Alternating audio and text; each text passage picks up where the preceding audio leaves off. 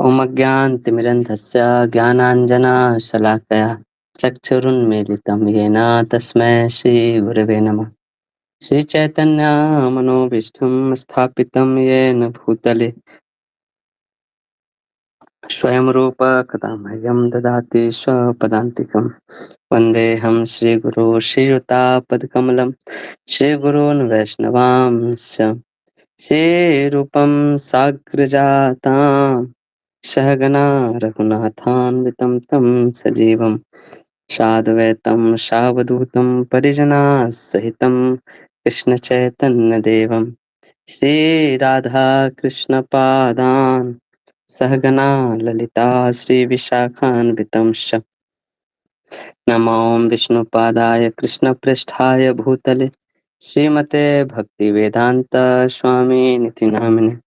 नमस्ते सारस्वती देवे गौरवाणी प्रचारिणे निर्विशेष शून्यवादी पाश्चात्य देश तारिणे। नमो महावदन्याय कृष्ण प्रेम प्रदायते कृष्णाय कृष्ण चैतन्य नामिने गौरतिसे नमः। हे कृष्णा करुणा सिंधु दीनबंधो जगतपते गोपेश गोपिका कांत राधा कांत नमोस्तुते। तप्त कांचन गौरांगे श्री राधे वृंदावनेश्वरी वृषभानुसुते देवी प्रणमामि हरिप्रिये। वाञ्छाकल्पतरुभ्यश्च कृपा सिन्धुभ्येव च पतितानां पावनेभ्यो वैष्णवेभ्यो नमो नमः। जय श्री कृष्ण चैतन्य प्रभु नित्यानंद श्री अद्वैत गदाधर शिवासादि गौर भक्तवृंद। हरे कृष्णा कृष्णा कृष्णा हरे हरे हरे राम राम राम हरे हरे। हरे कृष्णा। आप सभी का स्वागत है भगवद गीता कक्षा में। तो हम लोग भगवद गीता का पढ़ने के पहले जो इंट्रोडक्शन है, कैसे शास्त्र का हमारा पूरे वैदिक शास्त्रों का कैसे कैसे संरचना है और उसको कैसे पढ़ सकते हैं, कैसे समझ सकते हैं, इन चीज़ों को देख रहे हैं। तो अभी तक हम लोग भूमिका में देखे थे कि कैसे अनुबंध चतुष्ट है ना। मतलब भगवद गीता का विषय वस्तु क्या है ना, इसका अधिकारी कौन है पढ़ने का ना, और इसका प्रयोजन क्या है ना, और इससे संबंध क्या है। ये चारों चीज हमने देखे थे। और फिर उसके बाद हमने पढ़ा था कि कैसे हर जीवों में चार दोष होते हैं, जिसके कारण है ना किसी भी जो ज्ञान है जो हम अपने इंद्रियों और इन सब चीजों से लेते हैं, उसमें चार दोष हो सकता है। तो फिर ज्ञान प्राप्त करने का मेथोडोलॉजी क्या है, तरीका क्या है। तो उसमें हमने तीन प्रमाण देखे थे, प्रत्यक्ष प्रमाण, अनुमान प्रमाण और शब्द प्रमाण ना। तो शब्द प्रमाण जो है, इसी से हम लोग आध्यात्मिक ज्ञान, ज्यादातर आध्यात्मिक ज्ञान इन्हीं इन्हीं से हमें लिया जाता है, शब्द प्रमाण के जरिए। और शब्द प्रमाण की जो चरम सीमा है वो है वेद, है ना। क्योंकि वेद सबसे ज्यादा ऑथेंटिक शब्द प्रमाण माना जाता है, क्योंकि वो अपौरुष से, किसी पुरुष की रचना नहीं है, वो भगवान की से दिया हुआ ज्ञान है। और भगवान जो है वो चार दोष के परे होते हैं, ये हमने देखा। और वेद प्रमाण इतना मतलब यूनिवर्सली एक्सेप्टेड है कि ये एकदम सार्वकालिक और सार्वदेशिक, इसके दो लक्षण हैं।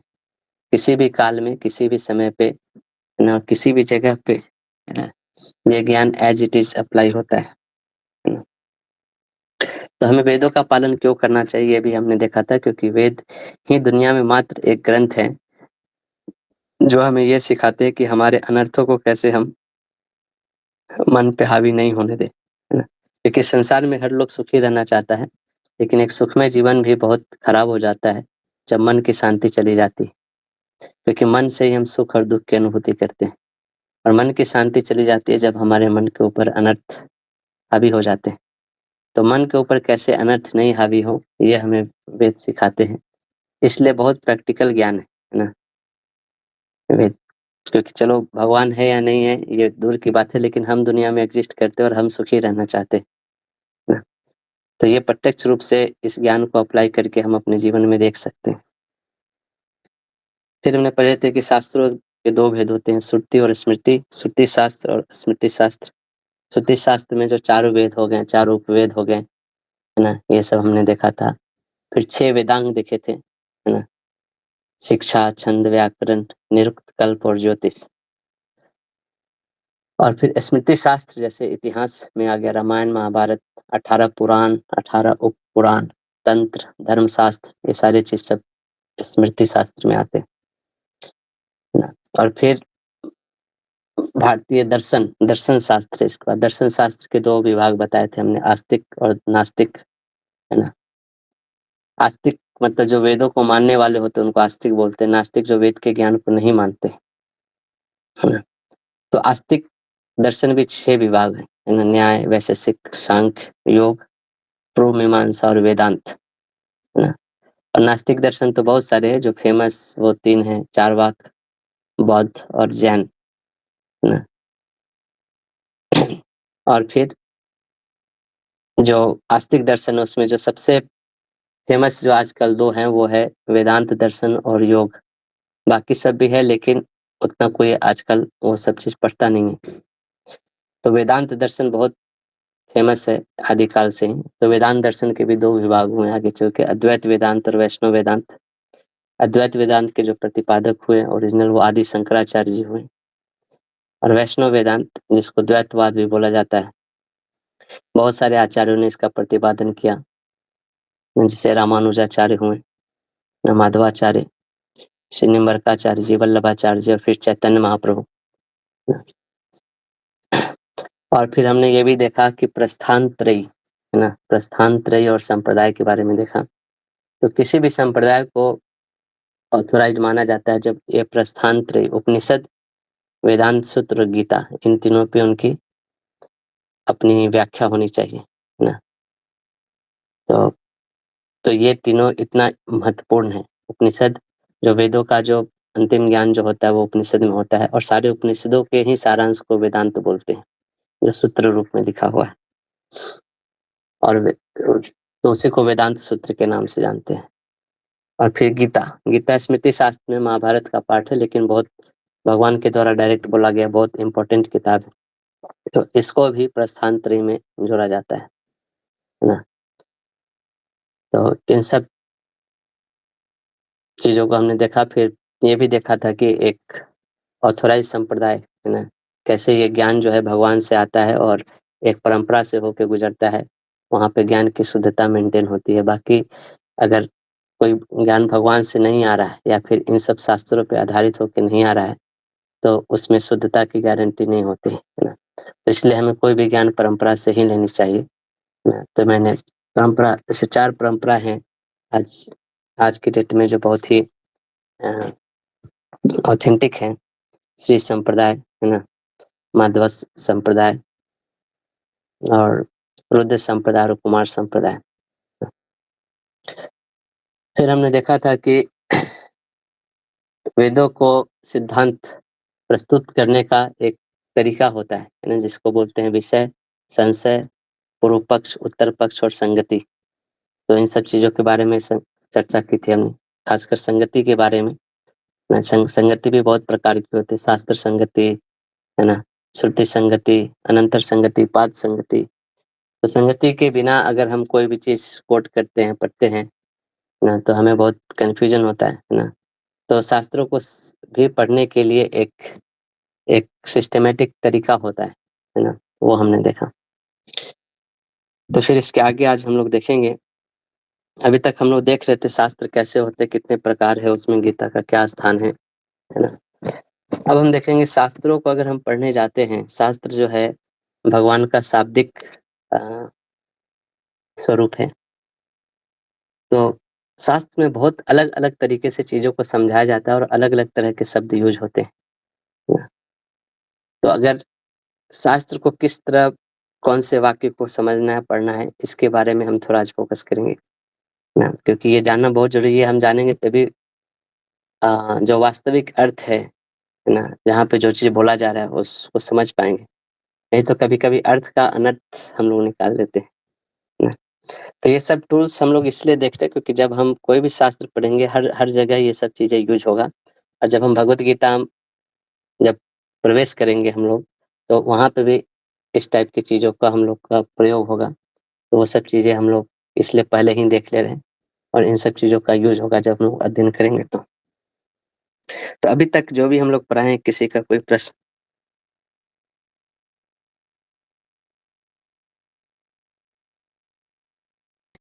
तो आप लोग को एक वीडियो दिखाता हूँ, जो चार्वाक के सिद्धांत है। चार्वाक का सिद्धांत है ना, वो बहुत प्रत्यक्ष प्रमाण पे आधारित सिद्धांत है। वो सिर्फ प्रत्यक्ष को ही सत्य मानते हैं, वो अनुमान और शब्द प्रमाण को नहीं मानते हैं ना। तो उन्हीं पे आधारित उन्होंने सिद्धांत दिया, जो कि आज के मॉडर्न दुनिया को बहुत अपीलिंग होता है ना। तो मुझे एक ऐसे ही किसी ने वीडियो भेजा है, तो मैं उसको आपको दिखाता हूँ। लोकायत शास्त्र, जो चार्वाक सिद्धांत के नाम से भी जाना जाता है, सबको मालूम है। यह शास्त्र प्रत्यक्ष को एकमात्र प्रमाण मानता है, इंद्रियों के सत्य को ही एकमेव सत्य मानता है। धरती, वायु, तेज, जल और आकाश ही केवल ऐसे तत्व हैं जिनसे सृष्टि बनी है। मनुष्य का पुरुषार्थ अर्थ और काम है। ये सब कुछ वाचस्पति ने लिखा और चार्वाक को सौंप दिया, और चार्वाक ने इस तंत्र को अपने शिष्यों की सहायता से प्रचारित और प्रसारित किया। आचार्य, यदि भूख और प्यास मिटाना ही पुरुषार्थ है, तो लोग क्यों संसार के सुखों को त्याग देते हैं? क्यों वे कठिन से कठिन व्रत और उपवास करते हैं? क्यों वे जानबूझकर अपने आप को कष्ट देते हैं? क्योंकि वे मूर्ख होते हैं, शास्त्रों में धोखा देते हैं और वो मुक्ति के लोभ में अंधे हो जाते हैं।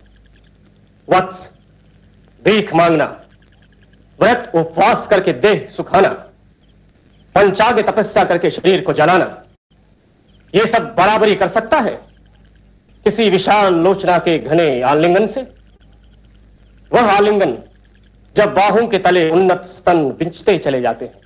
बोल आचार्य, लोग बलि और हवन क्यों करते हैं? क्यों वेदों में विश्वास करते हैं? नादानों का पोंगापन यही होता है वत्स। सारे वेद पाखंड हैं। यदि बलि और हवन में वस्तुओं को स्वाहा करने से स्वर्ग प्राप्त होता है, तो उन पेड़ों की राख से फल क्यों नहीं निकलते जो जंगल की आग में जल जाते हैं? यदि बलि का पशु सीधा स्वर्ग पहुंचता है, तो लोग अपने माता पिता की बलि क्यों नहीं चढ़ाते? यदि पिंडदान से मृत आत्मा का पोषण होता है, तो तेल डालने से बुझी हुई बाती जल क्यों नहीं उठती?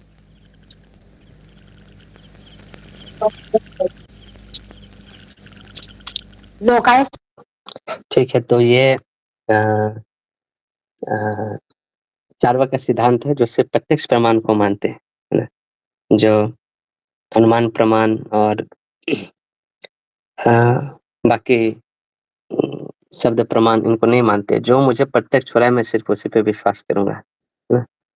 तो ऐसा है। तो ऐसे करके बहुत सारे अलग अलग दर्शन शास्त्र भी हुए, है ना। बहुत लोग होते हैं जो सिर्फ प्रत्यक्ष और अनुमान को मानते हैं, शब्द को नहीं मानते, है ना। तो इस टाइप से तो हम लोग जब भगवत गीता पढ़ेंगे, तो और भी डिटेल में इन सब के ऊपर जाएंगे। अभी जस्ट मैंने एक दिखाया ऐसे। ठीक है, तो आज जो है हम लोग एक होता है, इसको बोलते हैं शब्द, अर्थ और ज्ञान की त्रिपुटी। शब्द, अर्थ,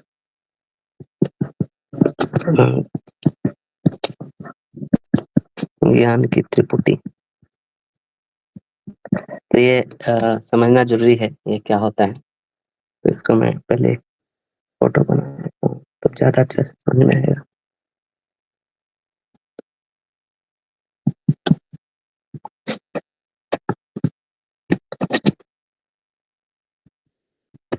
है ना? तो शब्द, अर्थ और ज्ञान, है ना, ये तीनों अलग अलग होते हैं, लेकिन तीनों एक साथ चलते हैं, है ना। जैसे शब्द है, शब्द और शब्द का अर्थ दोनों अलग अलग चीज होता है। जैसे शब्द, मान लीजिए शब्द व ध्वनि है, या कोई नाम है, या कोई अक्षर है ना, जिसे हम बोलते हैं या सुनते हैं, है ना। जैसे जैसे हम जैसे जैसे कान में कोई ध्वनि जाता है ना, जैसे हम लोग बोल रहे हैं गुलाब, है ना। तो ये एक शब्द है ना, जो जो अक्षरों से बना हुआ ग, उ, ल, आ, ब, अ, गुलाब ऐसे करके, है ना। लेकिन अर्थ अर्थ क्या होता है? अर्थ अर्थ मतलब उस शब्द का एक वास्तविक भौतिक वस्तु बोलेंगे या रूप बोलेंगे, आकृति ना, जो संसार में मौजूद है ना। जैसे गुलाब शब्द है, इसका अर्थ है जो बगीचे में जो लाल रंग का जो ना पंखुड़ियां वाले जो गुलाब का फूल है ना, जिसको हम साक्षात देख सकते हैं, सूंघ सकते हैं ना, छू सकते हैं, है ना। तो शब्द और अर्थ दोनों अलग चीज होता है ना। जैसे कोई पूछे जल का अर्थ क्या होता है, तो कोई बोलता है पानी। नहीं, जल का अर्थ पानी नहीं होता है, वो तो मतलब जल का एक बोलने का दूसरा शब्द हो गया। जल का अर्थ वो पदार्थ होता है जिसे हम पीते हैं, कहने का मतलब, है ना। तो तो शब्द होता है और एक शब्द का अर्थ होता है, दोनों अलग चीज होता है। और ज्ञान क्या होता है? ज्ञान जो होता है जो इन दोनों को जोड़ता है ना। जैसे शब्द के साथ जो अर्थ का संबंध बताता है उसको ज्ञान कहते हैं, है ना। है ना, शब्द जो ज्ञान जो होता है क्या है ना, शब्द और अर्थ को एक साथ जोड़ता है ना। तो ये तीनों होते हैं अलग अलग, लेकिन एक ही साथ चलते हैं, है ना। अगर आपको ज्ञान नहीं है किसी शब्द और अर्थ का, तो जब आप कोई शब्द सुनेंगे ना, तो उसका अर्थ आपको समझ नहीं आएगा, है ना। जैसे आप लोग इंदौर के हो ना, आपको एक शब्द लिखता हूँ यहाँ पे, इसका मीनिंग बताइएगा क्या होता है। सुट्टी, सुट्टी शब्द आप लोग सुने? इसका अर्थ क्या होता है?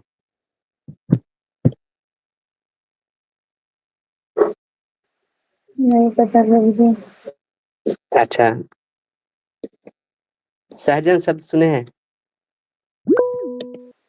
जी प्रभु जी।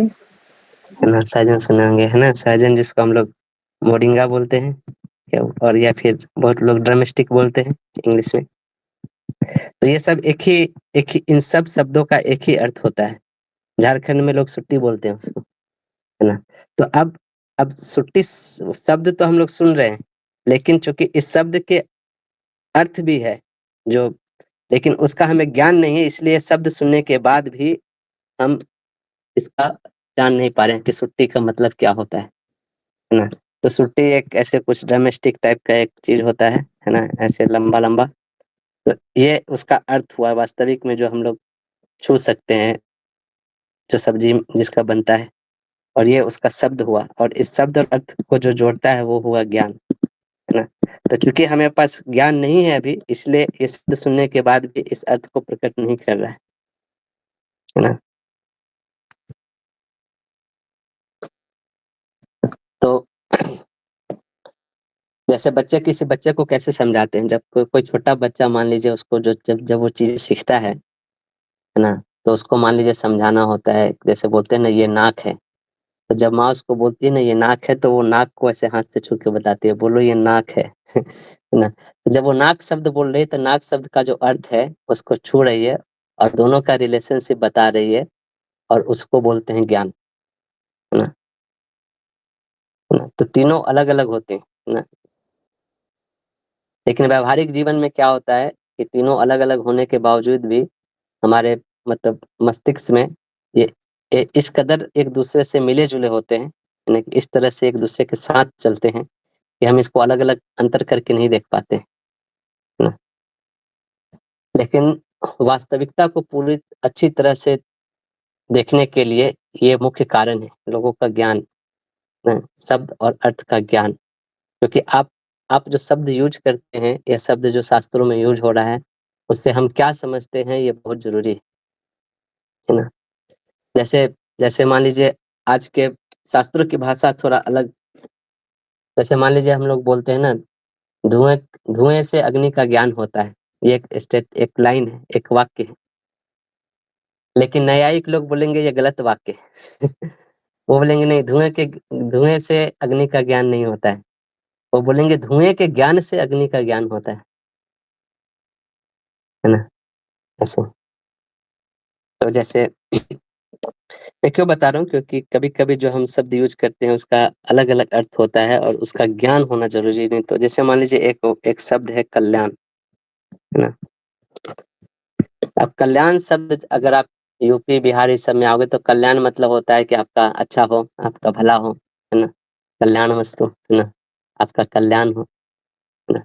और यही आप आंध्र प्रदेश में जाओगे, इन सब जगहों में जाओगे तो कल्याण का मतलब है शादी हो, विवाह होना किसी का तो कोई आपको कभी कभी यूपी बिहार में आएंगे तो कभी आप किसी को ऐसे प्रणाम करेंगे, आप शादीशुदा है तो भी वो आपको बोलेंगे आपका कल्याण हो, तो बोलेंगे, अरे मैं तो शादीशुदा हूँ, मेरा कल्याण हो, ऐसे क्यों बोल रहे हैं तो शब्दों के जो अर्थ होते हैं वो अलग अलग जगह अलग अलग बदल जाते हैं ना। तो उस अर्थ के शब्द और अर्थ ज्ञान के साथ जब चलते हैं कि जब ये कल्याण शब्द बोला जा रहा है तो इसका क्या अर्थ है, तब वो चीज उस चीज को, वास्तविकता को हमें अवगत कराते हैं, है ना।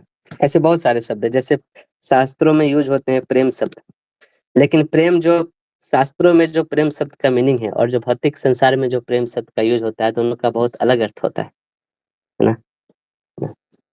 तो इसी तरह बहुत सारे शब्द जो होते हैं उसका अर्थ और उसका ज्ञान ये होना हमें जरूरी है वास्तविकता से जानने के लिए, है ना।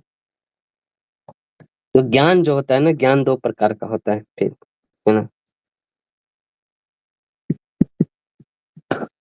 एक होता है शाब्दिक ज्ञान, है ना, और एक होता है अनुभवात्मक ज्ञान।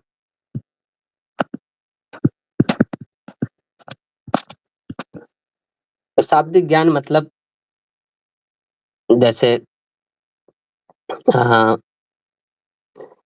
जैसे जो शब्द से जैसे कोई बोले आम, है ना, तो आम शब्द को सुनकर आम रूपी फल को जानना, है ना, यह हुआ शाब्दिक ज्ञान।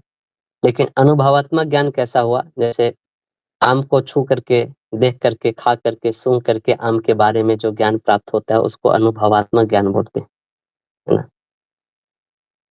जैसे मान लीजिए कि आपको दूसरे देश के बारे में कुछ ज्ञान प्राप्त है, तो एक है कि आप उसको सुनकर जानते हैं, यानी किताबों में पढ़ के जानते हैं, और दूसरा है कि अनुभवात्मक ज्ञान मतलब उस देश में जाके उस चीज का आप अनुभव करते हैं, है ना।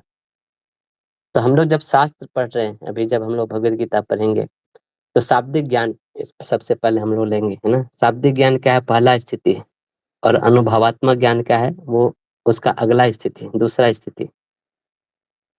तो हमें शाब्दिक ज्ञान से अनुभवात्मक ज्ञान तक जाना है, कहने का मतलब। तो भगवत गीता जब हम लोग पहले पढ़ेंगे तो इससे शब्द हम लोग अभी शाब्दिक ज्ञान प्राप्त करेंगे, है ना। ये क्या कहते हैं, भगवत गीता में क्या बताया जा रहा है ना, और फिर इसका अनुभव करते हैं, है ना, है ना। तो भगवत गीता क्या है, भगवान का शाब्दिक शरीर है ना, इस शब्द से ही, है ना, उनके अनुभव तक पहुंचा जा सकता है ना। तो शब्दों में एक शक्ति होती है ना, हर एक शब्द अपने आप में एक ऊर्जा शक्ति लेके चलती है। तो इसी शब्द से भगवान का प्रत्यक्ष होता है ना, है ना। तो भगवान का एक नाम शब्द ब्रह्मण भी है ना। तो बोलते हैं ना, शब्द ब्रह्मणि निष्णात परम ब्रह्म दिगच्छति, है ना, मैत्रायणी उपनिषद में ये आता है ना। तो जो शब्द ब्रह्मण में निष्णात होते हैं वही वही ब्रह्मादिगच्छति, है ना, वही भगवान को समझ सकते हैं, है ना। तो शाब्दिक ज्ञान हम लोग ले रहे हैं, है ना। आप देखोगे कि जो ज्ञान हम लोग ना आध्यात्मिक जीवन में जो पहला दिन सुनते हैं, और वही ज्ञान हमें अंतिम दिन भी वही ज्ञान सुनते हैं। आप पहली कक्षा में आओगे तो हो सके आपको ये ज्ञान दिया जाए कि हम शरीर नहीं आत्मा है ना। और आप हो सके ना 50 साल बाद भी जब आप जाओ आध्यात्मिक ज्ञान में तो वहां पे भी वही चीज बताया जाता है कि आप शरीर नहीं आत्मा, लेकिन दोनों में अंतर क्या होता है, अनुभवात्मक ज्ञान का अंतर होता है ना? तो हमें शाब्दिक ज्ञान से अनुभवात्मक ज्ञान तक जाना है ना। और दर्शन कहता है कि ये शब्द, है ना, जैसे आप आध्यात्मिक स्तर पे क्या होता है, एकदम सर्वोच्च स्तर पे क्या होता है, शब्द और उसका जो अर्थ होता है वो दोनों एक ही होता है, वो अविभाज्य होता है। जैसे भौतिक स्तर पे शब्द और उसका अर्थ अलग अलग होता है, शब्द अर्थ ज्ञान की त्रिपुटी अलग अलग होके एक साथ चलती है, लेकिन होती अलग अलग है। लेकिन आध्यात्मिक स्तर पे शब्द और उसका अर्थ ना वो अविभाज्य होता है ना, ना। ठीक वैसे ही जैसे मान लो हम अग्नि बोलते हैं, तो अग्नि और अग्नि के साथ उसकी उष्मा साथ होती है ना, वो कभी अलग नहीं कर सकते अग्नि से, है ना। तो हर शब्द का जो अर्थ होता है वो आध्यात्मिक स्तर पे एक होता है। इसलिए जैसे हम लोग बोलते हैं ना, जैसे कृष्ण शब्द बोलते हैं या ऐसे हम लोग भगवान का नाम जप करते हैं, तो ये सब आध्यात्मिक स्तर पे शब्द और अर्थ एक ही साथ, है ना। कृष्ण जो शब्द है, जो ध्वनि है, और कृष्ण जो व्यक्ति है, उन दोनों में कोई अंतर नहीं होता है ना। लेकिन ये अनुभव की बात है, जब हम नाम जप करते करते उस शाब्दिक ज्ञान से अनुभवात्मक ज्ञान तक बढ़ते हैं, तो यही नाम हमें कृष्ण का प्रत्यक्ष कराता है। यही शास्त्रों का ज्ञान कृष्ण का प्रत्यक्ष करा सकता है। तो इन सब चीज को हम लोग, ये अनुभव वाली चीज है, आगे देखेंगे। लेकिन ये समझना चाहिए कि ये शब्द अर्थ और ज्ञान की त्रिपुटी ऐसे, है ना। क्यों मैं ये बता रहा हूँ कि कभी कभी आप जब शब्द बोलते हो कुछ, है ना, तो आप कभी कहीं मैं पूछूंगा, आप ऐसे ही शब्द मेरे ऊपर मत फेंक दिया करो, है ना। जब आप कोई चीज बोल रहे होते हो तो इसका उसका मतलब क्या है वो भी आप बताया करो, है ना। क्योंकि उस शब्द का आप क्या अर्थ समझते हो और मैं क्या अर्थ समझता हूँ, दोनों का अलग अलग मतलब हो सकता है ना। जैसे आप बहुत सारे जो राइटर होते हैं वो लिखते हैं, जैसे रूप गोस्वामी ने एक ग्रंथ लिखा है भक्ति रसामृत सिंधु। तो भक्ति रसामृत सिंधु जब लिख रहे हैं तो सबसे पहले वो परिभाषित करते हैं कि भक्ति शब्द से वो क्या समझते हैं। क्योंकि भक्ति शब्द का बहुत सारा अर्थ होता है, बहुत सारे लोग भक्ति का अलग अलग अर्थ समझते हैं, है ना। जैसे कोई देशभक्ति भी समझता है, पितृभक्ति भी समझता है ना। तो वो लिख रहे हैं कि जब मैं भक्ति शब्द यूज कर रहा हूँ तो भक्ति शब्द से मैं क्या समझता हूँ, और मैं उसी के आधार पे ये ग्रंथ लिख रहा हूँ, है ना। तो ऐसे शब्द और उसके अर्थ और ये ज्ञान तीनों की त्रिपुटी एक साथ चलती है होती जगह। तो हम लोग भी इसी तरह से समझते हैं शास्त्रों को। शास्त्र में जो शब्द यूज हो रहे हैं वो कौन से अर्थ को प्रकट कर रहे हैं, है ना? ठीक है, हम लोग आगे बढ़ते हैं। तो अब शास्त्र में जो उपदेश दिए जाते हैं, है ना, तीन प्रकार के उपदेश होते हैं।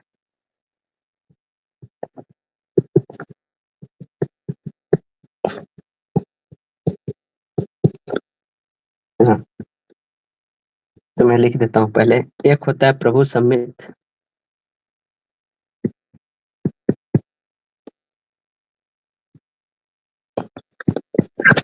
दूसरा होता है सुहृद सम्मित,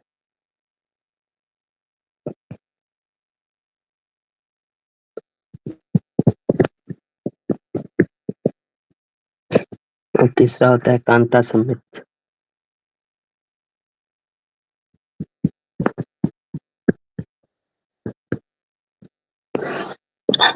तो प्रभु सम्मित, सुहृद सम्मित और कांता सम्मित, तीन टाइप के वाक्य और शैली न, बोलने की शैली है, न बताने की शैली होती है शास्त्रों की, है ना। तो प्रभु सम्मित मतलब यहाँ पे आपको, मतलब जैसे मान लीजिए एकदम ऑर्डर दिया जाता है चीजें, है ना, एज इट इज, है ना। जैसा बोला जा रहा है वैसा ही है, इसमें कुछ, है ना, इधर उधर चीजें घुमा के नहीं बोली जा रही। मतलब जैसे राजा की आज्ञा की तरह, राजा ने आज्ञा दे दिया, बस वही है ना, उससे अलग नहीं, है ना। तो और सुहृद समित होता है। सुहृद समित मतलब एक मित्र की तरह कोई चीज समझाया जाता है ना, है ना। मित्र कैसे समझाता है, मित्र ऑर्डर नहीं देता है ना। जैसे कृष्ण कैसे अर्जुन को समझा रहे, है ना, है ना। सबको समझाने के बाद क्या बोल रहे हैं, यथा इच्छा सिद्धता, तो जैसे तुमको इच्छा होती है वैसे करो, है ना। तो सुहृद समित और कांता समित। कांता समित मतलब एक एक कांता मतलब एक पत्नी, एक प्रिया, एक स्त्री कैसे हाव भाव और चेष्टा से जो चीजें समझाती है ना। तो जैसे वो सम्मित होते हैं जो शब्द, वो शब्द प्रधान होते हैं, जो शब्द यूज हुआ जा रहा है वही उसी की प्रधानता है। सुरेश समृद्ध जो होते हैं अर्थ प्रधान होते हैं,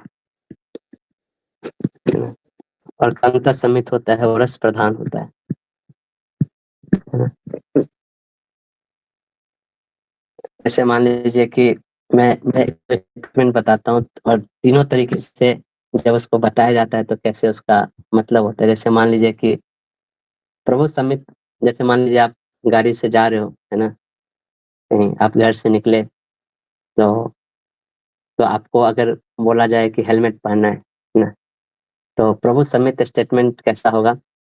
अरे हेलमेट लगाओ, नहीं तो 100 रुपये का फाइन कट जाएगा न चालान कट जाएगा। हेलमेट लगा के जाओ, नहीं तो 100 रुपये का चालान कट जाएगा। और वही चीज सुहित समित बोला जाएगा, एक दोस्त की तरह समझा जाएगा, तो बोलेगा, है ना, कैसे बोलेगा?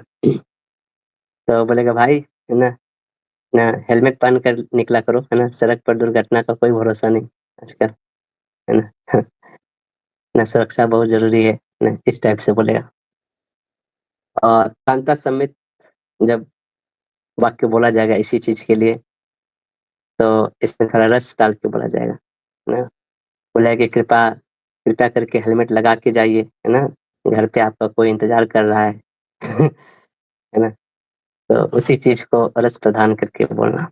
शास्त्रों में तीनों प्रकार की शैलियां होती है ना, जैसे श्रुति और वेद, ये सब जो हो गए, ये प्रभु सम्मित शास्त्र होते हैं। वेद का लिखा हुआ वचन वो जैसा है वैसा ही उसको मीनिंग लेना है, उसमें कुछ ज्यादा अर्थ नहीं लगाना है और इतिहास पुराण हो गए, वो अर्थ प्रधान होते हैं, है ना, एक सुहित सम्मित की तरह बताते हैं, है ना, कि लोगों को समझ में आ जाए, है ना।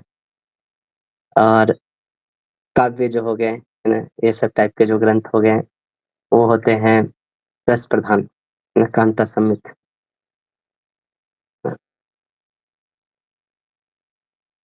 जैसे मैं बचपन में, होता है ना, बचपन में मैं हम लोग तो छोटे बच्चे को पढ़ने का तो मन करता नहीं है ना तो कभी कभी ये तीनों टाइप के स्टेटमेंट बोले जाते थे पढ़ने के लिए, है ना। जैसे हम लोग को पढ़ने का टाइम है शाम को 6 बजे, है ना, 6 बज के 15 मिनट हो गए, हम लोग पढ़ने नहीं बैठे, तो पिताजी कभी कभी डांटते थे, है ना, चलो जल्दी सब पैर हाथ धो के तुरंत पढ़ने के लिए बैठो है ना।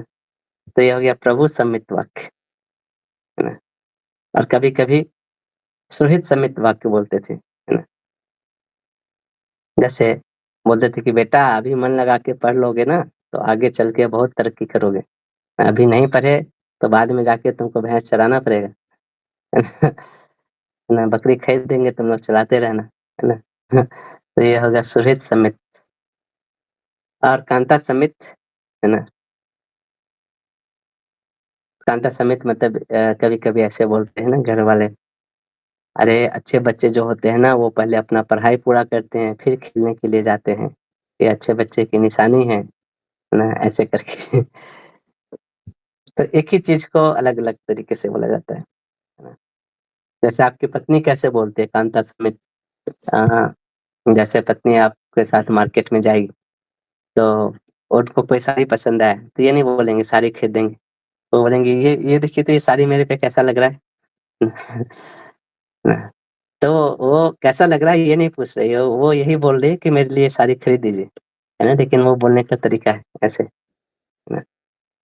तो इस तरह के 3 तरह के उपदेश वाक्य होते हैं शास्त्र में, है ना, प्रभु सम्मित, सुहित सम्मित और कांता सम्मित, है ना। तो तीनों वाक्य को उसके अनुसार हमें समझना चाहिए, कहाँ पे किस तरह के स्टेटमेंट बोले जा रहे हैं, उसी तरह से हम लेंगे तो अच्छा से समझेंगे, है ना। फिर शास्त्र में 3 प्रकार के वाक्य होते हैं,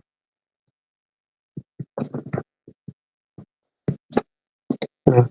पहला बोलते हैं विधि वाक्य,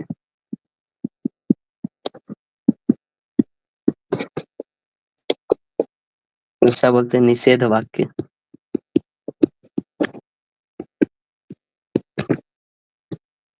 और तीसरा बोलते हैं अर्थवाद वाक्य, है ना। तो विधि वाक्य मतलब जो इंजंक्शंस होते हैं, है ना, जैसे किसी व्यक्ति को कोई विशेष कार्य करने का जैसे आदेश देता है ना। जैसे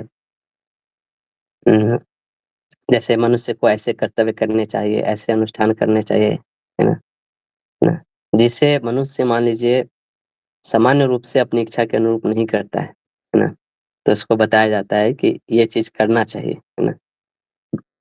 जैसे कोई बोले कि स्वर्ग की इच्छा रहने वाले को अग्निहोत्र यज्ञ करना चाहिए, है ना, है ना, गाय की सेवा करनी चाहिए, है ना, इस टाइप से चीजें बोलते विधि वाक्य। और निषेध वाक्य मतलब प्रोहिबिशन जिसको बोलते हैं इंग्लिश में, है ना। जैसे किसी कार्य को करने के लिए एकदम साफ मना करना, है ना, है ना। तो ये निषेध वाक्य को बोलता है कि मनुष्य में बहुत क्रोध, वासना, अज्ञानता ये सब रहता है, तो कभी कभी इन सब के वश में होकर कुछ कुछ गलत कार्य में लग जाते हैं, है ना। तो वो चूंकि वो पाप कर्मों में लग जाते हैं, नकारात्मक कर्मों से कैसे वो बच सकते हैं, पाप कर्मों से कैसे बच सकते हैं, तो ऐसे भी निषेध वाक्य भी बोले जाते हैं ना, जैसे मांसाहार, नशा पान इत्यादि नहीं करना, है ना। जैसे आपको एक भागवतम से दिखाता हूँ आपको, फर्स्ट कैंटो में ही एक निषेध वाक्य example.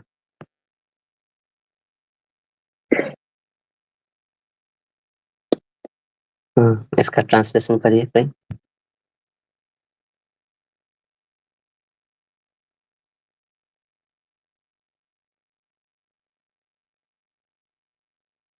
Therefore, whoever desires progressive well-being, especially king, religionistic, public leader, brahmanas, and sannyasis, should never come in contact with the four above mentioned irreligious principles.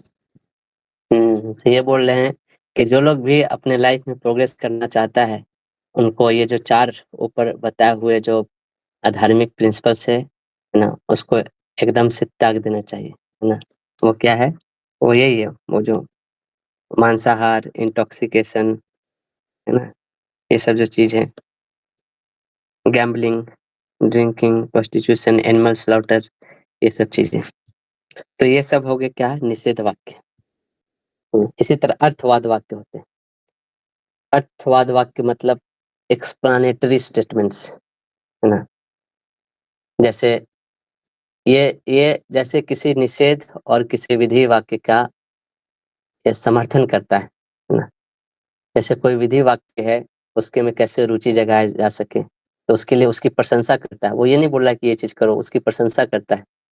और निषेध वाक्य को दूर रखने के लिए उस कार्य की निंदा करता है ना। जैसे मान लीजिए आप किसी को बोलना चाहते हो कि अरे ये चीज खाओ, लेकिन आप ये नहीं बोलते ये चीज खाओ, ये आप क्या बोलते हो, खाने की बहुत प्रशंसा करते हो, वाह क्या स्वाद है ना, ऐसा स्वाद आज तक नहीं, है ना। ये जो स्वाद है ना यहाँ के इसमें, है ना, वो ऐसा स्वाद और कहीं मैंने नहीं लिया, है ना। तो वो खाने को नहीं बोल रहे हैं, लेकिन उसकी प्रशंसा कर रहे हैं, है ना, है ना। तो उसी तरह शास्त्र में किसी चीज का फलश्रुति लिखते हैं ना लास्ट में, तो बोले नहीं, मैं आपको पढ़ने के लिए नहीं बता रहा हूँ, मैं बता रहा हूँ इसका फलश्रुति क्या है, है ना, है ना। तो उस टाइप से, है ना। जैसे किसी को खाने भूख नहीं है, तो उसके जैसे भूख जगाने के लिए, जैसे आयुर्वेद में एक बोलते हैं ना, किसी को भूख नहीं लग रहा है जल्दी, तो उसको बोलते हैं थोड़ा इसको अदरक अदरक का रस खिलाओ। तो अदरक खाने से उसके पाचन शक्ति बढ़ती है, उसको फिर भूख लगता है, तो खाने के पहले उसको अदरक खिलाते हैं थोड़ी देर। तो इसी तरह अर्थवाद वाक्य आपको इस टाइप से बोलते हैं, है ना। आप जितने भी देखोगे जो अ, विज्ञापन ये सब जो होता है ना, एडवर्टाइजमेंट्स, वो आपको अर्थवाद वाक्य बहुत ज्यादा बोलते हैं, है ना, है ना। आप आपको ये नहीं बोलेंगे कि ये चीज आप खरीदो, है ना। बोलेंगे क्या, ये देखिए नवरत्न ठंडा तेल, दुनिया का सबसे छोटा एसी, है ना। तो उसका ग्लोरीफाई करेंगे, है ना। तो बोल ही रहते हैं कि देखिए आप इतने गर्मी में परेशान हैं, ये तो आप ये नवरत्न तेल यूज करिए, ऐसे एग्जाम्पल, है ना। तो इस तरह शास्त्र में भी अर्थवाद वाक्य आपको देखने को मिलेंगे, कभी विधि वाक्य, कभी निषेध वाक्य, कभी अर्थवाद वाक्य, है ना। और भी अलग अलग तरह के भी वाक्य होते हैं, जैसे एक और कैटेगरी में बोलते हैं कि भयानक वाक्य, रोचक वाक्य,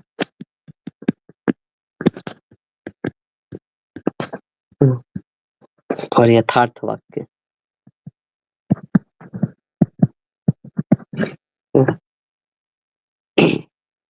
ये भी होते हैं भयानकम, रोचकम ही यथार्थम इति भेदतः, है ना, तीन भेद होते हैं। तो भयानक वाक्य मतलब जिससे लोगों को डर लगे, कहने का मतलब, है ना? जो मनुष्य का जनरली जो प्रवृत्ति होता है वो पाप कर्म करने का, उससे दूर करने के लिए ऐसे डर पैदा करते हैं उनके अंदर, है ना? जैसे कहीं-कहीं पे बहुत नरक का बहुत भयानक वर्णन होगा, है ना? नरक में दुःख का बहुत भयानक वर्णन होगा। बोला जाएगा उसमें आपको ना उबलते हुए तेल के ना कढ़ाई में आपको डुबा दिया जाएगा। इस टाइप की चीज़ आपको कोड़ा मार के ले जाया जाएगा। आपको तपती तवे पे चलाया जाएगा, है ना? तो इस टाइप के जो तामसिक प्रवृत्ति के जो व्यक्ति लोग होते हैं, है ना? उनके अंदर ये डर पैदा करने के लिए कि वो पाप कर्म में ना लगे, है ना? है ना? जैसे इसका उद्देश्य कैसे होता है, जैसे मान लीजिए कोई छोटा बच्चा है ना? उसको जैसे गलत काम करने से रोकने के लिए डराया जाता है ना? है ना? तो है ना, जैसे हम लोग बचपन में खेलते थे ना, खेलते-खेलते रात हो जाता था, तो मम्मी लोग को टेंशन होता था, रात हो गया अभी तक आता नहीं, तो हम लोग डराती थी, "अरे! अंधेरा होने के पहले आ जाना है, नहीं तो तुम लोग को भकुलवा पकड़ लेगा, भकुलवा तुम लोग को पकड़ के तुमको बोरा में पैक करके ले जाएगा, अरे इंडा में डुबा देगा, सोने का टाइम हो गया।" है ना? तो तो इस टाइप से होता है। जैसे यशोदा मैया भी कभी-कभी कृष्ण को डराती थी, "अरे! हाव-बिलाव आ जाएगा", है ना? ऐसे करके हाव-बिलाव ऐसे एक एक जगह है वृंदावन में, तो बोलती थी, "अच्छा तुम लोग खेलो, मैं देखती हूँ हाव-बिलाव आएगा तो।" और अचानक यशोदा मैया बोलती थी, "जैसे ही मैं बोलूँगी हाव-बिलाव, तुरंत तुम लोग भाग जाना यहाँ से, चुपचाप अपने घर में सीधे भाग जाना।" ऐसे करके ना, देरी करोगे तो पकड़ लेगा तुम लोग को, है ना? तो जसोदा मैया को लगता था कि इन लोग को खाना खाने ले जाना है, ऐसे बोलेंगे तो जाएँगे नहीं, बहाना मारेंगे। तो अचानक ये लोग खेलना चालू करते थे और बीच में यशोदा मैया एकदम अजब से चिल्लाती थी, "आओ पिलाओ।" सब बिना देखे आँख बंद करके सीधे भाग जाते थे अपने घर में। ऐसे करके। तो ऐसे ही करके कृष्ण बलराम को वो लेके जाती थी अपने घर में, है ना? तो कभी-कभी कृष्ण पूछते थे, अब भैया बलराम जी से पूछते थे, "भैया आपने हाव-बिलाव को देखा क्या?" तो बलराम जी बोलते, "नहीं, मैंने तो नहीं देखा।" तो जसोदा मैया को लगता है, "चुप रहो, कोई बात नहीं करेगा, हाव-बिलाव का बात करोगे तो इधर आ जाएगा। है ना? चुपचाप घर चलो खाने के लिए।" तो ऐसे भयानक वाक्य इस टाइप के नरक लोक का वर्णन ये सब चीज़ करते हैं। जो तमोगुनी लोग हैं, तामसिक लोग हैं, वो लोग ऐसे गलत कार्यों में प्रवृत्ति ना हो। ऐसे ही होते कहीं-कहीं रोचक रोचक वाक्य, है ना? रोचक वाक्य वो उस टाइप के वाक्य होते हैं जो मनुष्य के अच्छे और या फिर धार्मिक कार्यों में प्रवृत्त करने के लिए बोले जाते हैं, है ना? किसी चीज़ की, है ना, किसी चीज़ की बहुत स्तुति की जाएगी, है ना? जैसे बोला जाएगा ना, कोई ये व्रत कर लेता है तो करोड़ों जन्मों के पाप नष्ट हो जाएँगे, है ना? है ना? उसमें रुचि पैदा करने के लिए, है ना? ये अश्वमेध यज्ञ का फल मिलेगा, है ना? है ना? जैसे कोई आज के दिन कोई एक बार अ, नाम जप करेगा तो एक माला जप करेगा तो 1000 माला जप करने के बराबर है। है ना? तो इस टाइप से रोचक वाक्य बोले जाते हैं, जो रासिक प्रवृत्ति के लोग होते हैं, जो बहुत ही प्लेज़र सीकिंग होते हैं या फिर जो लोग बहुत ही लाभ, है ना, मुझे क्या फ़ायदा होगा, इस वाले पैराडाइम पे काम करते हैं, ना? तो उन लोग को ऐसे आकर्षित करने के लिए इस टाइप के स्टेटमेंट बोले जाते हैं, रोचक वाक्य, है ना? तो बहुत सारे लोग देखोगे उनको मेरे को क्या बेनिफिट होगा, है ना? इन सब चीज़ से बहुत प्रभावित होके भी भक्ति करते हैं, है ना? इसलिए भक्ति वाले क्षेत्र में भी ऐसे-ऐसे स्टेटमेंट का यूज़ होता है, बहुत जगह, है ना? का उद्देश्य यही रहता है कि जो मनुष्य जो है स्वभाव से ही स्वार्थी होता है ना? है ना? वो तब तक किसी कार्य में नहीं लगता जब तक उसको उसमें कुछ लाभ नहीं दिखता है या उसमें कोई सुख नहीं दिखता है ना? इसलिए ये सब वाक्य शास्त्रों में देते हैं ऐसे लोगों की रुचि बढ़ाने के लिए, है ना? तीसरा होता है यथार्थ वाक्य। अर्थात वाक्य जिसमें बिना किसी डर के या बिना किसी चीज़ को बढ़ा-चढ़ा के प्रशंसा नहीं की जाती है ना? ये परम सत्य को एज़ इट इज़ बताते हैं, है ना? ये सात्विक व्यक्ति के लिए होता है जो ट्रुथ सीकिंग होते हैं, है ना? जिनको सत्य की खोज है ना? है ना? ये जनरली जो उच्च कोटि के साधक लोग होते हैं वो इन सब वाक्यों को बहुत अच्छे से लेते हैं, जिनको तत्व ज्ञान चाहिए, है ना, आत्मज्ञान, है ना, तो यथार्थ ज्ञान को वो लोग खोजते हैं, है ना। जैसे आग गर्म होता है, सूर्य पूर्व में उगता है, ये सब यथार्थ है ना, इसको कुछ बढ़ा चढ़ा के नहीं बोला जा रहा है, ना ही कुछ डर पैदा करने के लिए बोला जा रहा है ना। आत्मा कभी नष्ट नहीं होता, है ना, इस टाइप की जो चीजें हैं।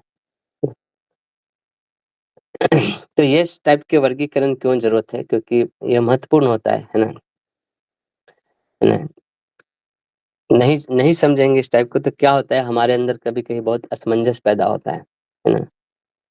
जैसे भयानक हो या रोचक वाक्य हो, है ना, कभी कभी लोग भयानक और रोचक वाक्य को ही सत्य मान लेते हैं, है ना, तो फिर संशय में पड़ जाते हैं, है ना, है ना। तो शास्त्रों के इस रहस्य को जानना और समझना बहुत जरूरी है ना।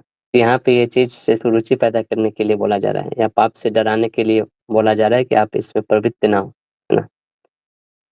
और यहाँ पे परम सत्य को प्रकट किया जा रहा है, यहाँ पे कुछ घुमा फिरा के नहीं बोला जा रहा है ना। लोग जब इस चीज को नहीं समझते हैं तो बहुत कंफ्यूज होते हैं। जैसे बहुत सारे लोग होते हैं दूसरे धर्म के लोग, है ना, हाँ आपके धर्म ग्रंथ पे सवाल उठा के, है ना, है ना, बोलेंगे देखिए ये कैसे हो सकता है, ये तर्क संगत नहीं है, आपके शास्त्र में ऐसे लिखा हुआ, ये गलत है ना। लेकिन जो लोग नहीं जानते इन सब चीजों को, है ना, शास्त्र की शैली को नहीं जानते हैं कि शास्त्र कैसे लिखा होता है ना, किस स्टेटमेंट को कैसे लेना चाहिए, है ना। तो फिर वो लोग उनसे बहुत प्रभावित हो जाते हैं कि हाँ हाँ हाँ, शास्त्र में गलती लिखा हुआ है ना। लेकिन शास्त्र का उद्देश्य वो नहीं होता है, शास्त्र का उद्देश्य होता है आपको ये इन किन प्रकार ना अच्छे चीजों में लगाना, अच्छे कर्मों में लगाना ना। जैसे कोई बच्चा जो होता है ना, जैसे दूध पीने से मना करता है ना, लेकिन फिर उसके माता पिता क्या करते हैं, उसको दूध पिलाने के लिए लुभाते हैं, है ना। क्योंकि वो जानते हैं उसके पोषण के लिए दूध जरूरी है ना। ऐसे बोलते हैं ना छोटे बच्चा, अरे अरे ले ले दूध पी लो, नहीं तो चंदा मामा तुम्हारा सारा दूध पी जाएगा। ऐसे तो बच्चा को लगता है सही में मेरा दूध पी जाएगा क्या वो, तो फिर वो पीने लगता है ना। तो जिन लोगों को शास्त्र का गहरा ज्ञान नहीं होता है ना, उन लोगों को बहुत प्रॉब्लम होता है ना।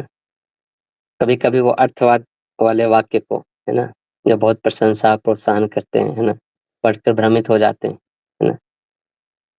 नतीजन होता क्या, उनका शास्त्र से कभी कभी विश्वास डगमगा जाता है ना। लोग ऐसे ऐसे सवाल उठाते हैं, ये देखो तुम्हारे शास्त्र में तो ऐसे लिखा है ना, ये थोड़ी होता है तुलसी को पानी डालने से ऐसे हो जाता है। है ना, पत्थर पूजने से भगवान मिल जाता है ना।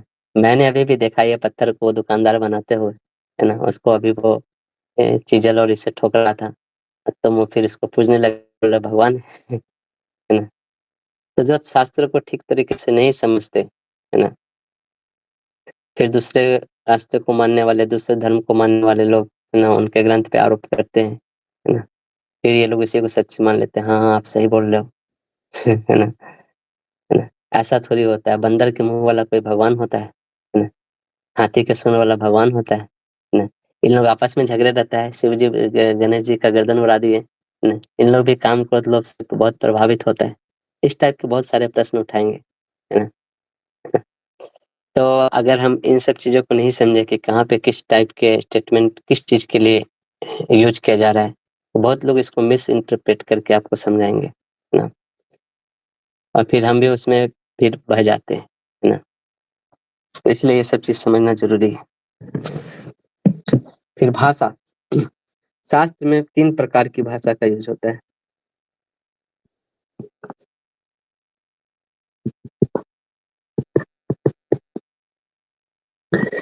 पहला है समाधि भाषा, इसको समाधि वाक्य भी बोलते हैं ना। दूसरा है लौकिक भाषा, है ना, और तीसरा है परकीय भाषा, है ना। ये सभी समझना जरूरी है ना। समाधि भाषा प्रथमा लौकिकी तथा परा, तृतीया परकीयेति शास्त्र भाषा त्रिधा स्मृता, है ना, ऐसे भरद्वाज संहिता में ऐसे लिखते हैं। तो समाधि भाषा मतलब ये इस टाइप की भाषा होती है ना जिसमें कोई व्यक्ति एकदम गहरे समाधि में जाके जो उसने जो अनुभव किया है सत्य का, है ना? वो जब व्यक्त करता है ना? तो जनरली ये समाधि भाषा की जो चीज़ें होती है ना, कभी-कभी हमारे तार्किक और हमारे प्रत्यक्ष इन सब के बाहर होती है ना? ये लगता है कि ये कैसा चीज़ है ना? ये तो हमारे समझ के बाहर की बातें बोल रहा है। ये लॉजिकल नहीं लग रहा है ना? तो ऑब्वियसली ये हमारे समझ के बाहर ही होगी क्योंकि वो समाधि में जाके वो जो बोल रहे हैं ना अनुभव किया हुआ ज्ञान वो लिख रहा है ना? है ना? जैसे कभी-कभी कोई बोलते हैं ना, एक अ, एक एक जैसे ऋग्वेद में एक सूत्र है ना? नासत् सिन्नो सदा सित्तदानी ऐसे करके है। नातद ऐसा इस कुछ स्टेटमेंट है, मुझे एग्ज़ैक्ट याद नहीं पड़ रहा है। तो उसका मतलब ये है कि ना तो वो सत है, ना वो असत है। ना तो उसका अस्तित्व है, ना ही अनअस्तित्व है। तो ये लगता है कि ये क्या मतलब हुआ, ये तो बेफुज़ूल बातें बोल रहा है। बोल रहा है सत्य भी नहीं है, असत्य भी नहीं है। है ना? है ना? लेकिन उपनिषद ऐसा कहते हैं, ना तो सत था और ना ही असत। ना तब ऐसे स्टेटमेंट को जो समाधि वाक्य होते हैं ना, उसको हम लोग नॉर्मल तरीके से नहीं समझ सकते। इसके लिए व्याख्या की आवश्यकता होती है ना? यहाँ केवल तर्क काम नहीं आता, है ना? जो विद्वान लोग हैं, जो वहाँ तक पहुँच गए हैं, वो उसकी फिर व्याख्या करते हैं। ना? तो शास्त्रों में जब इस तरह की चीज़ें देखते हैं, तो हमें ये नहीं बोलना चाहिए ये क्या मूर्खतापूर्ण वाली बातें, ना? जैसे अंग्रेज लोग कभी-कभी वेदों के कुछ स्टेटमेंट देखते थे ना, तो बोलते थे, ये लगता है किसी ने दारू पी के लिख दिया है। इसका कुछ मीनिंग नहीं निकलता है ना? तो ऐसे नहीं है, ये तुम वो मतलब वो बच्चों वाली ज्ञान नहीं है कि तुम समझ जाओगे, है ना? तो हमारे बहुत सारे वेदों में, पुराणों में, उपनिषदों में ये समाधि भाषा का भी कहीं-कहीं पे उपयोग हुआ है ना? तो कभी-कभी ये समाधि भाषा हमें विचलित कर देती है ना? हमारे विश्वास को हिला देती है या फिर हमें सोचने पे मजबूर करती है कि ये क्या है? ना?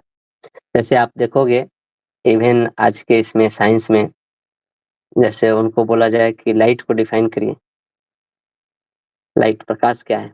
तो बोलते हैं प्रकाश प्रकाश वेव भी है और पार्टिकल भी, है ना?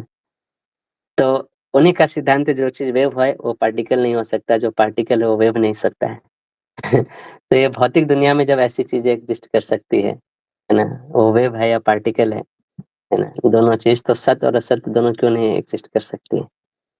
तो इस टाइप के समाधि वाक्य भी उपयोग होते हैं, हमें उनसे विचलित नहीं होना चाहिए। हमें ये समझना चाहिए कि ये हमारे अभी अनुभवात्मक ज्ञान में नहीं है, तो उसका शाब्दिक ज्ञान लेके हमें फिर उस चीज़ को रियलाइज़ेशन होता है, तब वो आता है। दूसरा होता है लौकिक भाषा। लौकिक मतलब दुनियादारी की भाषा, है ना? हमारे बोलचाल की भाषा, है ना? तो किसी भी चीज़ों को, बातों को बहुत सरलता से व्यक्त करना, जिसको हम तुरंत समझ लें, है ना? जैसे एक स्टेटमेंट है, द्वा सुपर्णा सयुजा सखाया, है ना? मतलब इसका मतलब है कि जो 2 पक्षी हैं, जो एक आपस में बहुत गहरे मित्र हैं और एक ही पेड़ पे बैठे हैं, है ना? तो एक पक्षी फल को खा रहा है और दूसरा पक्षी सिर्फ़ उसको देख रहा है। तो यहाँ जो 2 पक्षी है ना, यहाँ पे एक पक्षी है जीवात्मा और एक है परमात्मा, है ना? उनका प्रतीक है ना? और दोनों ही एक शरीर में वास करते हैं। ये जो पेड़ है वो शरीर का प्रतीकात्मक है ना? तो एक एक व्यक्ति के लिए ये समझना बहुत आसान है ना? मतलब एक रूपक की तरह समझाया जा रहा है कि कैसे एक पेड़ पे 2 पक्षी होते हैं, एक फल खाता है, एक देखता है। उसी तरह इस शरीर में एक जीवात्मा है, एक परमात्मा है। परमात्मा साक्षी होता है, वो सिर्फ देखते रहता है और जीवात्मा इस शरीर के थ्रू भोग भोगने की प्रवृत्ति में लगा रहता है ना? तो ये लौकिक भाषा में ये हमारे अनुभव है कि पक्षी को हम देखते हैं, पेड़ को देखते हैं, पक्षी को फल खाते हुए देखते हैं और पक्षी को बैठे हुए देखते हैं, तो ये तुरंत हम लोग समझ सकते हैं ना? इसी तरह होता है एक परकीय भाषा। परकीय भाषा मतलब प्रतीकात्मक या लाक्षणिक, है ना? किसी को रूपक या दृष्टांत देके कोई चीज़ समझाते हैं ना? जैसे कहानी सुनाई जाती है ना? लेकिन अर्थ कुछ और होता है उसका, है ना? वो कहानी का अर्थ नहीं होता, कहानी में अर्थ नहीं होता, कहानी का अर्थ कुछ और होता है ना? तो कहानी के द्वारा उसका जैसे आप श्रीमद् भागवतम में देखेंगे, एक कहानी आती है पुरंजन की कथा, है ना? जहाँ कहा जाता है कि एक नगर है ना? बहुत विशाल नगर है, उस नगर में 9 द्वार हैं, है ना? उसमें एक राजा निवास करता था, है ना? तो उस एक्चुअली उस नगर का वर्णन कर रहे हैं बहुत अच्छे तरीके से, और लेकिन एक्चुअली वो नगर का वर्णन नहीं कर रहे हैं, वो मनुष्य के शरीर का वर्णन कर रहे हैं, है ना? जैसे शरीर में 9 छिद्र होते हैं, है ना? 2 आँख, 2 कान, 2 नाक, है ना? मुख, गुदा और मूत्र मार्ग, ऐसे करके टोटल 9 छेद होते हैं। तो पूरे मनुष्य के शरीर का वर्णन कर रहे हो, मनुष्य कैसे उस नगर में प्रवेश करता है और बंध जाता है, और उसको पूरा पुरंजन की व्याख्या करके ऐसे सुनाते हैं। तो किसी और की कहानी नहीं, हम सब की कहानी होती है ना? तो इसको बोलते हैं परकीय भाषा, है ना? तो इसको समझना बहुत आवश्यक है, क्योंकि शास्त्र में कभी-कभी ये बहुत स्पष्ट रूप से नहीं बताया जाता है कि कौन-सा जो अंश है वो समाधि भाषा है और कौन-सा अंश लौकिक भाषा है, कौन-सा अंश परकीय भाषा है ना? अब इस चीज़ को समझने के लिए परंपरा लगती है ना, परंपरा के माध्यम से ही ये सब चीज़ें सीखा जाता है। अगर हम परंपरा में नहीं सीखेंगे तो हम कोई किसी भी भाषा को अलग जगह कोट करके उसका अलग अर्थ निकाल लेंगे। इसलिए आप देखोगे हिंदू ग्रंथ, वैदिक ग्रंथ का लोग बहुत अलग-अलग मिस इंटरप्रिटेशन करते हैं। अपने-अपने तरीके से लोग उसका अर्थ समझने की कोशिश करते हैं, है ना? इसमें बहुत गलतियाँ निकालते हैं, इस टाइप की चीज़ें। क्योंकि इन सब चीज़ों का उनको ज्ञान नहीं होता है। वो किसी परंपरा में या सिस्टमैटिक तरीके से शास्त्र नहीं पढ़े होते हैं। फिर जो उनको तर्कों के अनुसार अच्छा लगता है, खराब लगता है, उस पे वो चीज़ों को गलत सही बोलते रहते हैं, है ना? ठीक है। अब शास्त्र में अ, शब्दों के 3 प्रकार के अर्थ होते हैं, है ना? जैसे हमने शुरू में पढ़ा, है ना? शब्द, अर्थ और ज्ञान की त्रिपुटी। तो अर्थ भी 3 प्रकार के होते हैं, इसे भी समझना ज़रूरी है ना? क्योंकि शास्त्र तो पूरे शब्दों से ही लिखा जाता है। उसको एक लाइन में बोला जाता है, वो सिर्फ़ शब्दों का संग्रह है एक तरह से, है ना? तो शब्द के भी बहुत सारे अर्थ होते हैं, तो उस कौन-सा अर्थ कहाँ पे लग रहा है, इस चीज़ को समझना ज़रूरी होता है। तो पहला होता है मुख्य अर्थ, है ना?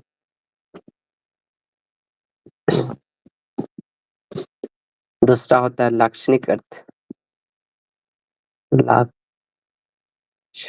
हाँ।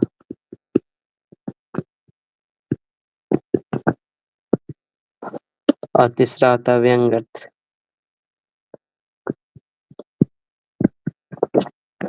है ना? तो मुख्य अर्थ मतलब वह अर्थ जो मतलब सीधे तौर पे बताया जा रहा है ना? अगर मैं बोलूँ कि ये किताब है ना? तो किताब शब्द सीधे उस चीज़ को दर्शा रहा है कि हाँ, ये किताब है, उसी की ओर इशारा करता है ना? जिसे किताब कहा जाता है ना? ना शब्द का अर्थ उस चीज़ को दर्शाता है, उस चीज़ को बताता है ना? वो चीज़ सुनते ही हमारे दिमाग में आ जाता है, हाँ, ये किताब है, ऐसे करके, है ना? तो ये मुख्य अर्थ इस टाइप से होते हैं। लाक्षणिक अर्थ ना, ये बहुत प्रतीकात्मक होता है। जैसे जो मुख्य अर्थ होता है ना, उससे थोड़ा अलग इसका अर्थ होता है ना? जैसे जैसे मान लीजिए अगर मैं ये कहूँ कि ये किताब मेज़ पर है ना? तो आप यही समझिएगा ना कि ये किताब है जो टेबल पे रखा हुआ है ना? उस पे रखी हुई है, मुख्य अर्थ हुआ, है ना? लेकिन मान लो मैं अगर आपको ये कहूँ कि ये प्रेम मंदिर, है ना, छठीकरा रोड पर है ना? तो क्या इसका सचमुच यह मतलब निकलता है कि जो प्रेम मंदिर है, वो छठीकरा जो रोड है, रोड के ऊपर बना हुआ है, सड़क के ऊपर बना हुआ है ना? यहाँ पे जो पर शब्द का जो इस्तेमाल हो रहा है, वो लाक्षणिक अर्थ में किया जा रहा है ना? असल में इसका अर्थ है कि वो सड़क के पास में है या सड़क के नज़दीक पे है। छठीकरा सड़क के पास में होगा, बगल में होगा। लेकिन हम लोग बोलचाल में वो लाक्षणिक अर्थ उसका लेना चाहिए। जैसे कभी-कभी बोलते हैं ना कि उसने मेरा दिल तोड़ दिया, है ना? तो क्या सही में उसने वो दिल तोड़ दिया उसका? है ना? उसका क्या वो जो दिल जैसे एक बिस्किट का टुकड़ा ऐसे उठा के तोड़ते हैं, उसका दिल निकाल के ऐसे तोड़ दिया, नहीं, दिल तोड़ दिया मतलब यहाँ पे लाक्षणिक अर्थ उसका लेना होता है, ना कि मतलब बहुत दिल में बहुत दुख हुआ ये सुन के, है ना। या फिर हम लोग बोलते हैं ना दिल बाग बाग हो गया, तो क्या उसका दिल सही वो दिल में कोई बगीचा खिल गया है ना, या वन बन गया, है ना। तो ऐसे लाक्षणिक अर्थ होते हैं शब्दों के, तो कहीं कहीं पे मुख्य अर्थ लेने होते हैं, कहीं कहीं पे शब्दों के लाक्षणिक अर्थ लेने होते हैं, है ना। और तीसरा होता है व्यंग अर्थ। व्यंग मतलब व्यंजना, व्यंजना वृत्ति इसको बोलते हैं, है ना। संकेत करता है, सूक्ष्म संकेत, है ना, मतलब सूक्ष्म संकेत के साथ किसी चीज को व्यक्त करना। तो एक शब्द के बहुत सारे मीनिंग हो सकते हैं, कहने का मतलब, है ना। जनरली बोल चाल में व्यंग का मतलब होता है, मतलब क्या बोलते हैं, व्यंग कसना किसी पे, या किसी का फन बनाना, मजाक उड़ाना, है ना। लेकिन यहाँ पे उसका अर्थ नहीं है, व्यंग का अर्थ यहाँ पे है एक ही शब्द का अलग अलग स्थिति में अलग अलग अर्थ, है ना। जैसे मान लीजिए कि मैं अगर अभी बोलूं कि जैसे सूरज अभी डूबने वाला है ना, तो ये एक वाक्य है, लेकिन इसी वाक्य का अलग अलग लोग को अलग अलग अर्थ निकाल सकते हैं। जैसे मान लीजिए जो पुजारी होगा, ये जब ये शब्द सुनेगा कि सूरज डूबने वाला है, तो वो उसका अर्थ क्या निकले, अच्छा ये बोला जा रहा है कि चलो अभी पूजा पाठ करने का समय हो गया है ना।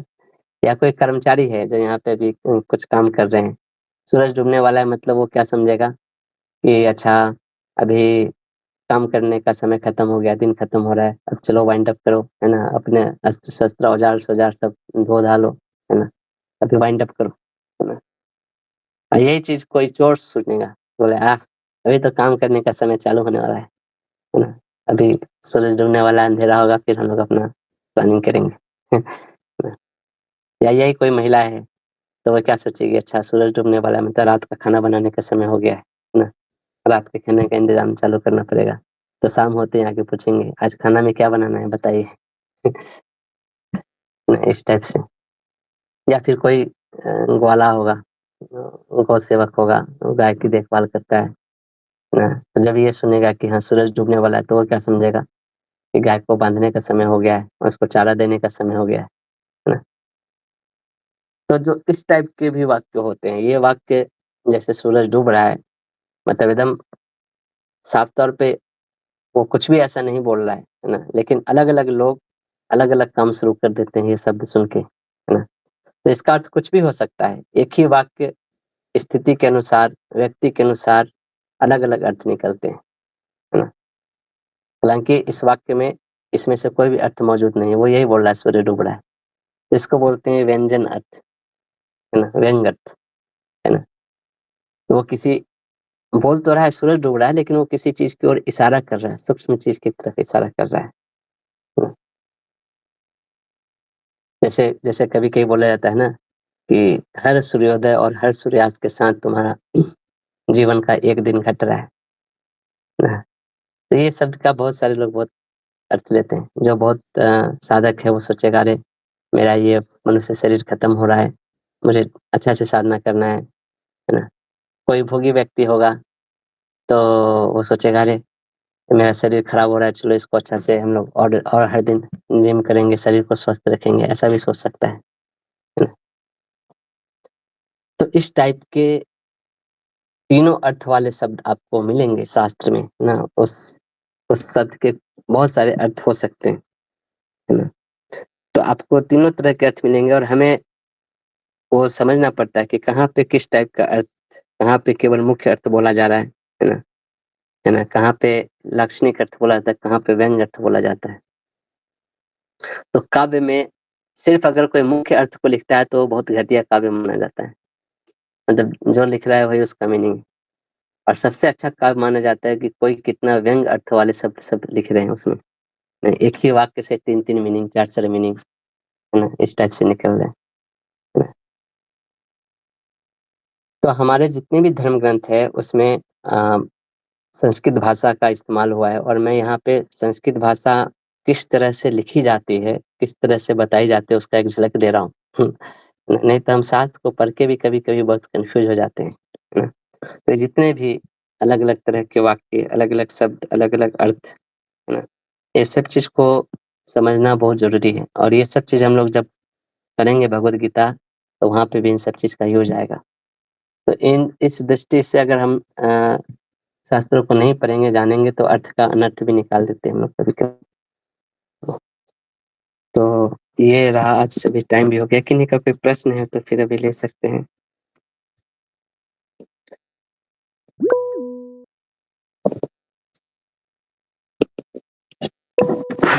हाँ, बोलिए।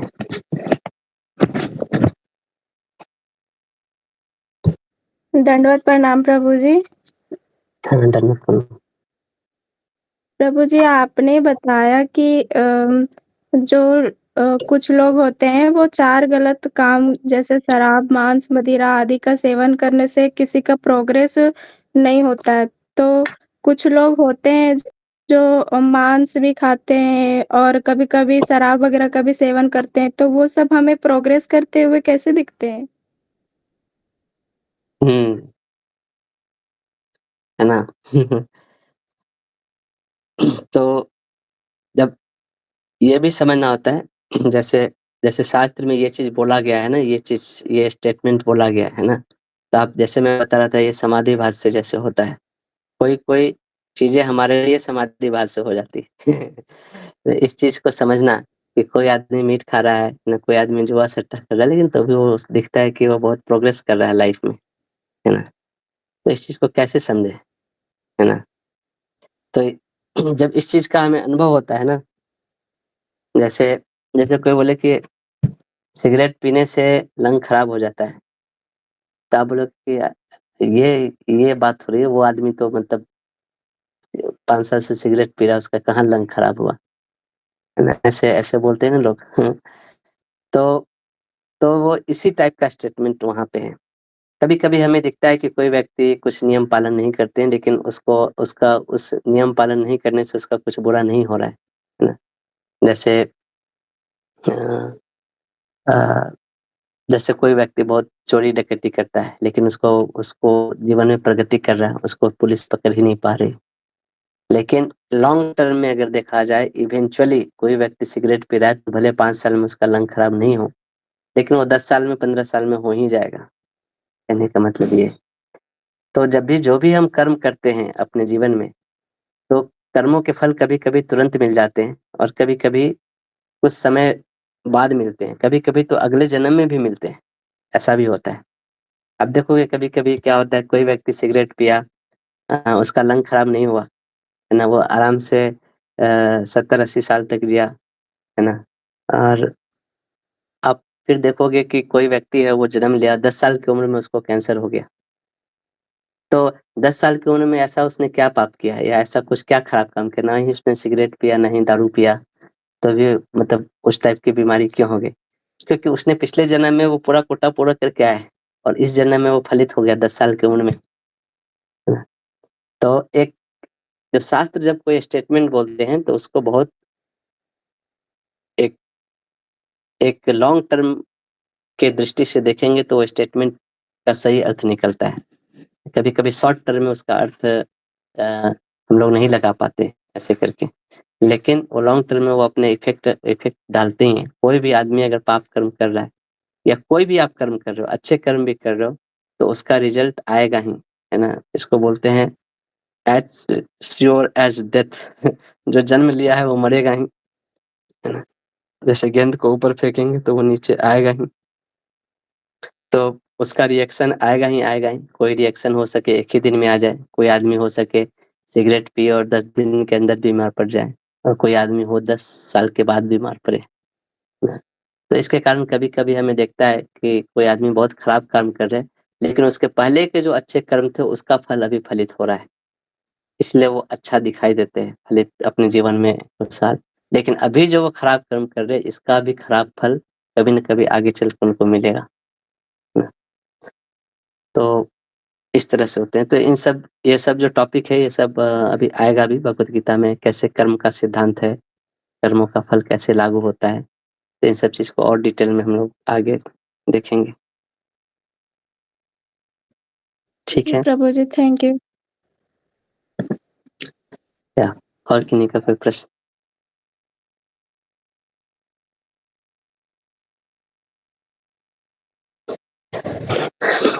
ठीक है, आज का जो क्लास था वो थोड़ा टेक्निकल था, लेकिन मैंने ये इसलिए रखा कि एक लेवल पे कहीं न कहीं ये सब चीज़ें हमारे माइंड में रहेगी, तो हम जब ये सब चीज़ों का यूज़ करेंगे, जब शास्त्र हम लोग पढ़ेंगे तो वहाँ कहीं-कहीं पे वहाँ पे बताया जाएगा। यहाँ पे लाक्षणिक अर्थ में बताया जा रहा है। यहाँ पे प्रभु समेत वाक्य है, यहाँ पे कांता समेत बातें हैं, यहाँ पे सूर्य समेत बातें बताई जा रही है। तो इस सब चीज़ों का यूज़ होगा, है ना? तो और भी धीरे-धीरे इन सब चीज़ों का मीनिंग क्लियर होते जाएगा, है ना? तो मुझे यथार्थ वाक्य का थोड़ा-सा डिस्क्राइब करेंगे क्या? हाँ, यथार्थ का मतलब क्या होता है? यथार्थ शब्द का बताइए। यथार्थ शब्द से क्या समझते हैं? जैसे हम लोग क्या? बोलते हैं ना भगवत गीता यथारूप, है ना? हाँ, हाँ, हाँ। है ना? तो यथारूप का क्या मतलब होता है? ये as as it it is, is. है ना? एज़ इट इज़, है ना?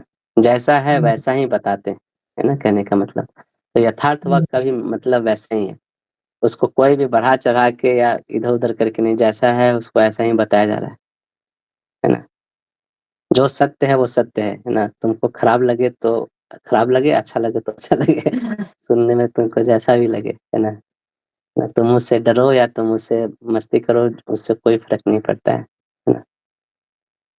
तो यथार्थवाद है ये सब चीज़ें, है ना?